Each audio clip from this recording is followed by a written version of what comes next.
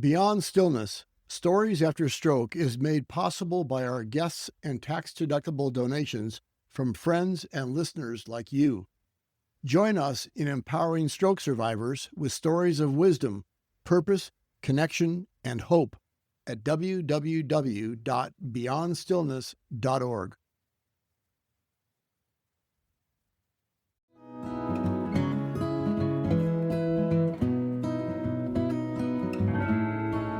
This week on Beyond Stillness, Stories After Stroke, guest John Humphrey, a father, husband, and caregiver, shares his story entitled Finding Life 2.0. He discusses the dilating nature of time, the self inside the body, and ways he welcomes Life 2.0, life after stroke. Thank you for joining us for Part 1, John Humphrey's story.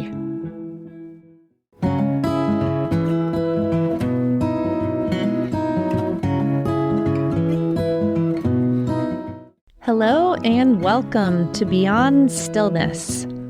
Stroke offers a powerful, life-changing shift in perspective.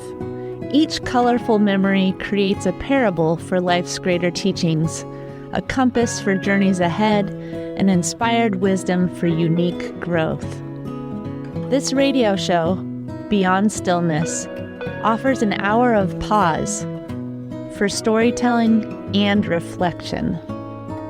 Ultimately, Beyond Stillness is a welcoming environment that reveres the moment beyond stroke's paralysis. Still moments unite humanity and divinity. I'm your host, Molly Bucola. Today's guest is John Humphrey, a 49-year-old from Chicago, Illinois. He's a father, a husband, a caregiver. He had no prior experience with stroke until 2013. The talk that he's prepared today is entitled Finding Life 2.0. So now we hold space. We gather ourselves, our thoughts, our minds, our bodies grounded in this space. We offer thanks for ways that we have been challenged and supported throughout our lives. We give thanks for the people who have shown up when we've needed them, offered care, support, love, and inspiration. We ask for courage and help and patience as our life unfolds to maybe the life 2.0. Help us to welcome change and navigate with grace. Before we begin, we take a moment of pause to honor our relationship with time. Understanding the incremental moments where we feel truly present or truly distracted, and how each builds on each other until one day we are a day later, a week later, a month later, maybe a year or years. And when we reflect upon our recovery, help us to hold those incremental moments in the palm of our hands with compassion. Seeing each moment of presence and impatience as an opportunity to honor the life we've been given. And may we use our time and love our time in a way that honors the person we are deep down, so that we may share with a world in need of our gifts. And we give thanks. Michelle's stroke occurred January of 2013. She was 3 months pregnant with our second child, and about a week before, she began to feel waves of massive dizziness overcome her. Twice we went to the ER, and twice they gave her fluids and vitamins and released her. The day before the stroke, she woke up and said that she was feeling like she was floating and couldn't lie down on the couch because she had no concept how her body related to her surroundings. I called 911 and they took her to the hospital, and there her condition deteriorated. But since she had a history of very bad migraines and preeclampsia with our prior child, they seemed to just describe it to a bad morning sickness bout. But they did keep her in the maternity wing for observation. The next day, I was to pick her up, but I instead got a call from the doctor saying I'd better get over there. Apparently, as they were discharging her, she stood up to get her clothes on when the stroke hit. Thankfully, the nurse on duty knew what was happening and immediately got her into an MRI, and that's when I got here. The stroke hit both hemispheres of her cerebellum due to a blockage in her basilar artery. The doctors were initially guardedly hopeful that given her age and health, that she would have a very good prognosis. But by her second day, their mood had changed decidedly. The stroke was continuing to evolve and started to affect her pons in the brainstem. And for 2 weeks, she was in the ICU, and then for about another 2 weeks in a regular hospital room. On Valentine's Day of 2013, she was transferred to the Rehabilitation Institute of Chicago, now the Shirley Ryan Ability Lab, and stayed there until May. Initially, Michelle could not talk. She needed a food peg, she needed a trach, and she was paralyzed throughout her entire body, although she could feel it if you pricked her. I can't say enough good things about the Shirley Ryan Ability Lab. There was a commitment there on their part to get every single possible ability of hers back and leave absolutely nothing on the table. It was an aggressive stun gun of a program that she was assaulted by PT, OT, and SLP several times per day. They put weights on her. They put her on a treadmill.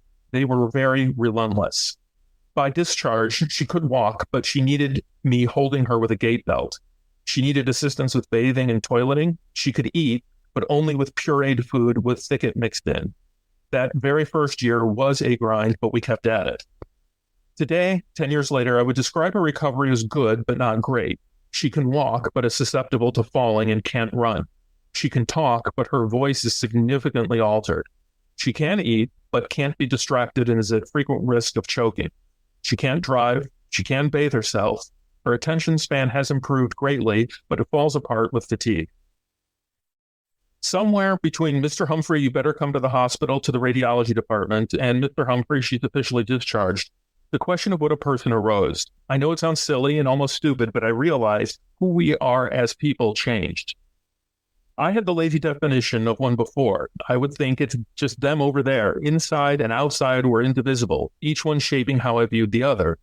That definition came crashing down that January. As I mentioned, Michelle's stroke happened at the hospital. And when I arrived at the hospital, she was already in the MRI. When she came out, her eyes were dilated and moving without intelligent control, kind of like a chameleon, with each eye able to move independently. She could only moan and grunt, and she had lost bowel control. Her gait was deteriorating, and there was nobody there to help me because I don't think they knew how severe her stroke was because it was evolving in real time. I was alone in the hallway of the hospital by myself, holding her up. She could only make animal noises, but you could tell they were noises of terror because she knew something was dreadfully wrong, but she didn't know what. Right in front of me, I saw the neural connections being pulled out of their sockets one by one, like an old-time telephone switchboard. Who Michelle was still there, but her body was breaking down. And it became pretty obvious that first night, who we are as a people is not our body. It is an obvious tautology, but I think we slip into those lazy approaches in dealing with people. I would come into the ICU, and I would always start by telling her two things. I know you're still in there. We won't abandon you. Don't think or worry we think you're gone. And I would also tell her the date, because I wanted her to still feel tethered to this world and get a sense of the passage of time. I told Michelle the time each day because I could tell her understanding of day and night was off, as was her understanding of how time was flowing at the usual 1 second per second. To her, 4 months in the hospital were just one long day, and I wanted her to feel the normal divisions of time she would have to encounter at release so that she'd feel more integrated. But time really did elongate, because you measure time very differently between neurologist appointments, between taking out and putting away the transfer chair for the shower. Time after a stroke is really messed up. During her recovery, Michelle always knew who she was, but her awareness came over time. She came forward, and that's the best way I can describe it. In the beginning, it was like she had fallen to the bottom of a very deep well. She was still herself, but there was a gulf that separated us. And over time, she, the person, came forward from the back, closer and closer to a surface. So I would say who we are is who we are, and our body is kind of like a scuba outfit. It's useful for interacting with our environment, but it's very different than the scuba diver themselves who animates it with their intelligence. I'll never forget seeing just how vulnerable and dependent she was, stuck in a profoundly disabled body, and how important and thankful I was that every single person talked to her like an adult, to the point that her doctors, before they acknowledged me in the room, would go to her first, greet her, talk to her peer to peer, and then come talk to me. It is hard to describe how something that little could give so much meaning. One of the 3 biggest difficulty days was discharge. Was a very, very difficult day. Rick prepped me for that as much as possible, but it was like landing an airplane with its wheels up at night on an aircraft carrier in 30-foot swells. I went from being a 2-parent, 1-child family to overnight being a 1-parent, 2-child family. One of them was special needs. The weariness and exhaustion took me to places I did not know I could go, but either I developed it or it brought out the resilience in me that I didn't know I had. One of the bigger difficulties in recovering from a stroke is that few people understand what it takes to recover. Except for the therapists and frequent visitors, most people remember the pre-stroke person they might visit part of the way through and then see them at discharge. What goes on in between is cloaked. So when I say patience is needed, I mean a reorientation to a very different clock and realizing recovery is not a straight line at all. When the stroke hits, your world stops being counted in ordinary time. Your past life is over and gone, never to come back. The future, it is totally opaque. When Michelle's stroke hit, we had a 2-year-old and we're 3 months along with our second and we're looking to buy a house. And then, record scratch, that's all gone. There is no planning for the future. There is no planning even for next week. You cannot even plan for that day. That is all gone. I learned that in ICU. I would come in trying to get a sense for what was going to happen that day and realize there is no happen. It is the immediate needs of that moment only. And on one day, I was just waiting for a PCT to take Michelle to a follow-up MRI, and that's it. You're waiting for a PCT. Your entire existence in the chair of an ICU room is waiting for a PCT. You don't plan when you're going to see the doctor, get results, figure out what the next course of action is. You are waiting to get an MRI. That is the island of your life at that moment. The world around you continues on at its pace, but yours is in 15-minute chunk. That is about as far as you can look. There is no planning for a house. There is no arranging for assisted living. You have no idea if your wife is going to make it through the night. You can't anticipate questions for the doctor. You're just waiting for a PCT to go to an MRI.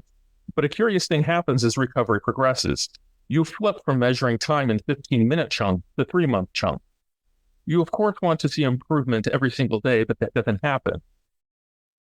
It took Michelle 3 or 4 months to learn how to hold a fork. I would visit OT sessions and I would see her trying to hold a fork. Not once, not twice, but hundreds of attempts per session, and it never worked. So what did I see the next day? Her trying to hold a fork. Not once, not twice, but hundreds of times per session. A whole week would go by and she couldn't hold a fork. So that's what happened the next week, was fork holding. By month 3 or 4, she was able to hold the fork, but struggled finding her mouth. So you start with rep after maddening rep, start finding her mouth with the fork. You realize you start measuring time on a daily basis, and that becomes dispiriting. You have to start measuring time on a quarterly basis, and that's when you start to see the shape recovery is really going to take. To a casual observer, they saw Michelle hold a fork before her stroke, and maybe would see her once in the hospital, and then suddenly a year later, she's holding a fork, completely ignorant of how many days and thousands of repetitions it took to get there for something as simple as holding a fork. Now spin that process up to standing, walking, talking, swallowing, using the toilet, opening a pack of gum, pulling the sheets back on a bed, tying your shoes, coordinating, walking with a cane, trying to write the letter W, using a keyboard, plug in a cell phone charger, and the enormity starts to come into focus. So patience becomes the rhythm of life for us. Our units of time is not linear. Time meanders. It's sized both in micro chunks and vast time periods. And that yields a patience on a level I didn't know existed. And it always instills a long view of things. And I realized quickly that Michelle was not playing on a 100-yard field of recovery, but on a 1,000-yard one, with progress measured in angstroms, not yards. And what I just described was not immediately apparent to me. It took me a long time to realize that the old life was never coming back. I could get mad about it, but that wouldn't change the fact that life was life 2.0 now. And my instant reaction was, but I don't want life 2.0. I liked life 1.0. But once I started taking the longer view of things, I realized that what life 2.0 turned out to be would be dependent on what I made of it. So I started to slow down, and I took Ferris Bueller's advice to look around and allow common experience to bring happiness and see life for what it is. And when I did so, I realized a changed life does not have to mean a bad life. When a stroke happens, it takes so much away from the stroke survivors, from their family. Many of the things you could do or wanted to do are not possible and never will be, and that needs to be accepted sooner rather than later, or it becomes even harder. So you're handed a blank slate to rebuild your life. Now, you don't want to look at other people. They have a richer color selection, but you can do a lot with just the primary colors. It's how you mix them that counts. So you might ask, isn't that worse? And I would say, no, not at all. Consider going to an art museum. You were planning to see some Vermeers and Caravaggios. You love them. You planned your whole life to see them when they came on exhibition. Everyone you know is going to see them, but not now. Your ticket just got taken away and you were handed a new one, and it does not allow you to go. You have to watch everyone else pile into the galleries you had planned on going to see. But if you look down, you see that your replacement ticket is for 20th century American painters. You don't know much about them and never really gave them much consideration, usually walk past their displays on the way to the master. But since this is the only place you can go, you have no choice. And you were forced to go into that room, and you slow down and you start to look at everything. And you notice the talent and beauty of a Grant Wood and Edward Hopper, and you see the subtleties of what they created. Before, you would just breeze past their work because they seemed to be simple and common, but now you see them for their depth. And such a perspective would not have happened had not your ticket been changed. And what's more, you become thankful you were given a replacement ticket because you realize not everyone in your circumstance was given a replacement. For some, the single and now lost ticket is all they had. Just like a June evening, I appreciate a warm, quiet June evening in ways I never did before. The cicadas, the sounds of kids playing, and the drinking of the Kool-Aid, sitting around my garden. But John, you might think everybody loves a June evening. That's not unique. I would say that's true. But just like the 20th century American artists, they would just breeze through it and say, oh, this is a nice evening. Now let's go kayak. But when the June evening on the patio is the event, you appreciate it deeper. And that is life 1.0 versus life 2.0. We are now 10 years on, and every day continues to be make it up as you go. And I will say I've had a moment to reflect and make sense of all of this. I'm devout in my belief that life is not a random collection of quantum chance. I believe, as Hamlet says, there is a divinity that shapes our ends, rough hew them how we will. But what does it all mean? Well, here too I learned that the faith I thought I had was not faith, that I needed a much, much, much deeper understanding of what faith is. While I've not physically seen to the other side of this life, this experience has altered in a radical way my understanding of faith. Prior to the stroke, I took faith to mean recognizing some things are known and understandable while others are not, and faith is that which fills those blanks. I would think, I may not understand everything, but I have faith that God is good and present in those voids. The problem I discovered is such a view is not really faith, because all you've done is confine God to those pockets of ignorance in a reality that I myself have defined. With the stroke, I learned that faith is significantly more difficult but more rewarding. Consider, if we had the power to prevent suffering but do not, God would judge us, and rightly so, for we had the power to intercede but did nothing. Yet God has such power, and suffering did occur. Are we then held to a higher moral standard to God, I would ask, where we have a duty to act but God does not? Well, that of course is ridiculous, but it does illustrate the problem of A, God is powerful and good, and not A, suffering happened. Two things which cannot both be true and yet have the appearance of being so. Standing in the ICU, I was viewing what I believed to be a moral paradox. Both A and not A were playing out in front of me. I had reached a frontier of the impossible to reconcile, explain, or understand, and was being asked to validate two contradictory things. This wasn't simply a lack of knowledge. It was pressing the very nature of my understanding of what God was, and my old definition of faith was not adequate to explain it. So I asked, is this where faith ends, at this irreconcilable horizon of contradiction flying in the face of the evidence? Or is this where faith actually begins, pushing right past that horizon and realizing faith doesn't have to answer for everything, doesn't have to match the facts, and in fact works best when it is in gross contradiction of them? This is the liberating aspect of faith I learned. It doesn't need to resolve A and not A any longer. For better or worse, this vantage point has assisted in grappling with other profoundly difficult moments in life. To an outside observer, I worry it comes off as uninterested or unfeeling, when in fact I think I feel things deeper than before. It's just that with this definition of faith, I can go through something I have no control over, and it's going to unfold whether I like it or not, because all existence is in what I call the solution set of God. It changes you forever. This is the thinning of the veil I think about a lot, and I feel very confident that I am being shown that this is what true faith demands. Not that I'm there yet at all, not a faith that God lives in my pockets of ignorance, but it demands I acknowledge a reality far different than the one I think I live in. Thank you, John.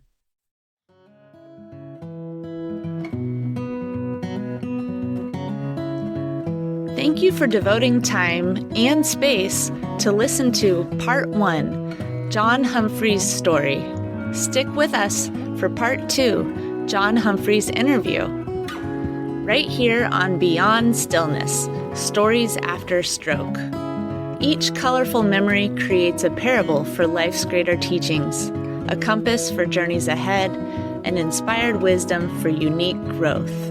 In this episode of Beyond Stillness, guest John Humphrey, a father, husband, and caregiver, shared his story entitled Finding Life 2.0. He discussed the dilating nature of time, the self inside the body, and ways he welcomes Life 2.0, life after stroke.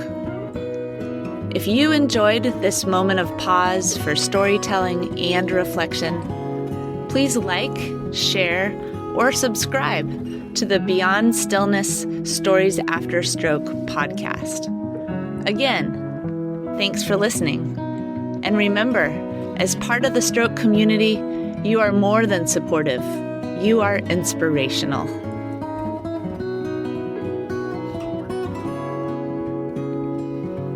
If you are part of the stroke community and have a story you'd like to share on the show, please contact us. Email molly@beyondstillness.org.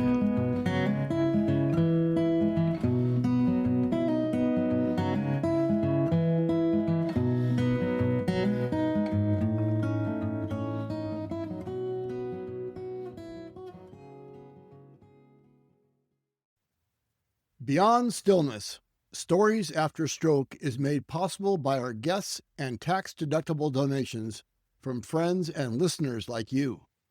Join us in empowering stroke survivors with stories of wisdom, purpose, connection, and hope at www.beyondstillness.org. Another way to support is to like, share, or subscribe to our weekly show.